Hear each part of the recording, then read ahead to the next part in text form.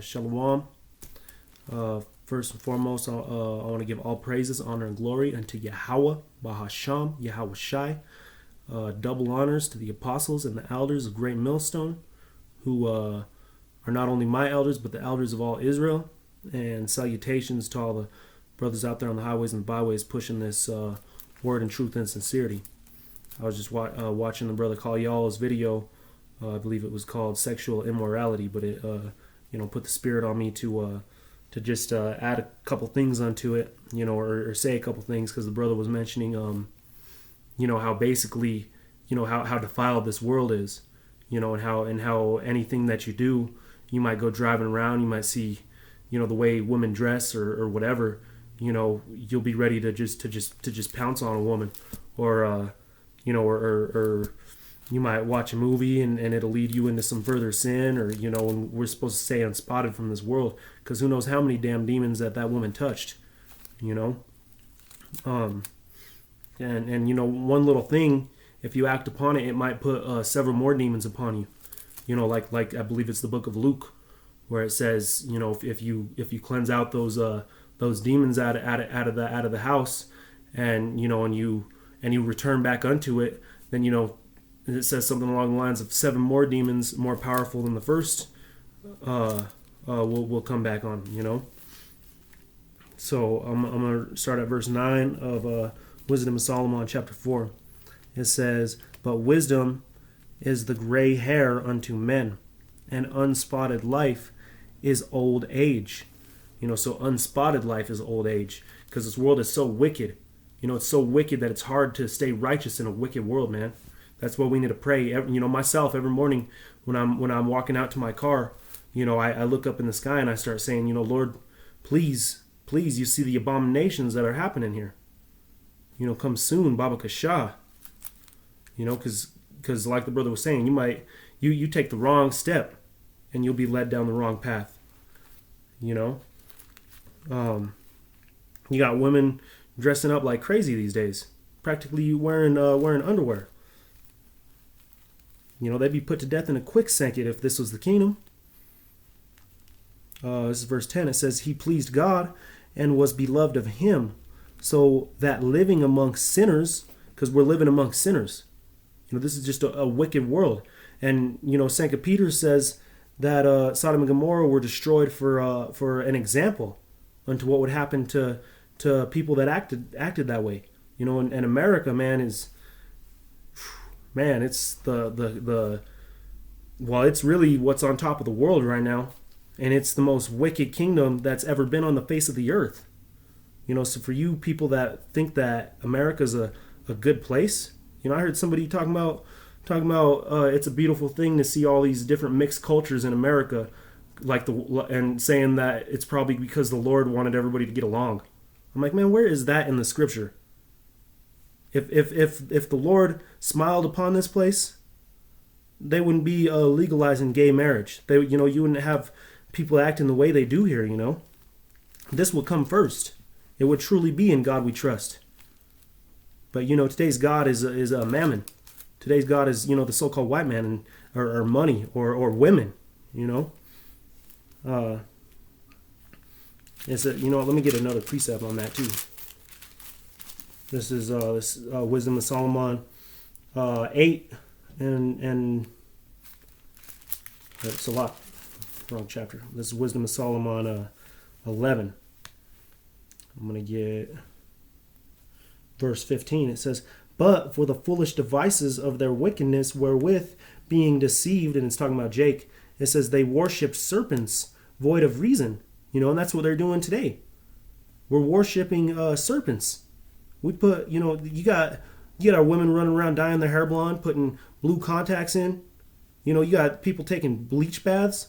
It's ridiculous, man. People want to be a heathen before they want to be, a child of the Lord. It says, "Thou didst send a multitude of innumerable beasts upon them for vengeance." So the Lord chastised them. That's why we're in this place today, because of our own wickedness. That's why it's high times to wake up. This is verse 11. "Yeah, speedily was he taken away, lest the wickedness should after his understanding or deceit beguile his soul. Because the wickedness is so strong here. Everywhere you turn, you see an abomination. We went out to the highways and the byways last week to the 16th Street Mall, and little did we know they were having they call it the zombie crawl, where people dress up like zombies and run around like they're dead.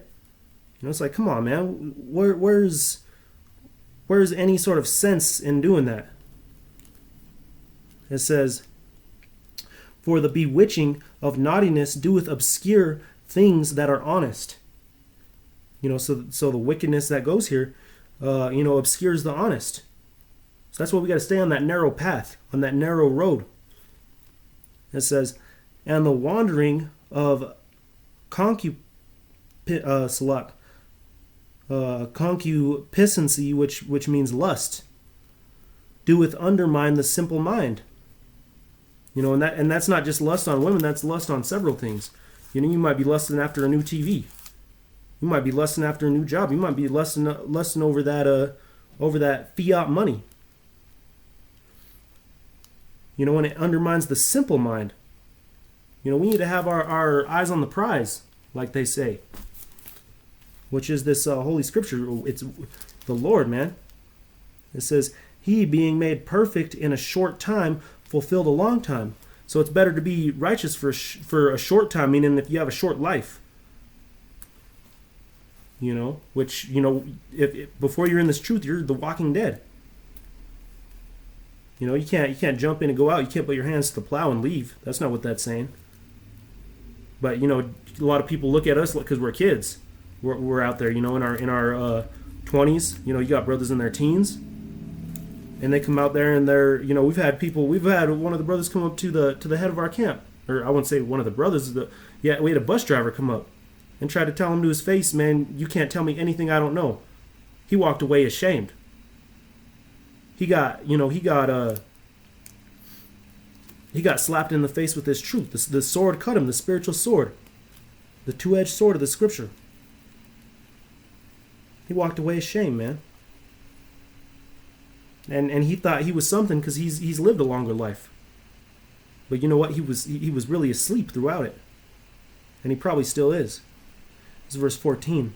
But his soul pleased the Lord, therefore hasted to take him away from among the wicked. Because it's the Lord that chooses you. This the people saw and understood it not, neither laid they up in their minds that his grace and mercies is with his saints. And that breaks down this time of grace too. This time of grace that we're in is with his saints. And this time of grace, the grace don't last forever. You never seen a grace period that lasted forever. And that he hath respect unto his chosen, man. Thus the righteous that is dead shall condemn the ungodly,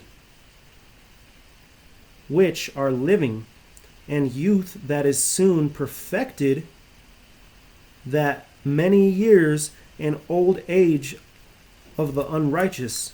Because once you wake up to this truth, that's when your real life starts. I myself am a baby. And you got the elders and the apostles, and the Scripture says to trust in wisdom. They've lived a full life in the truth.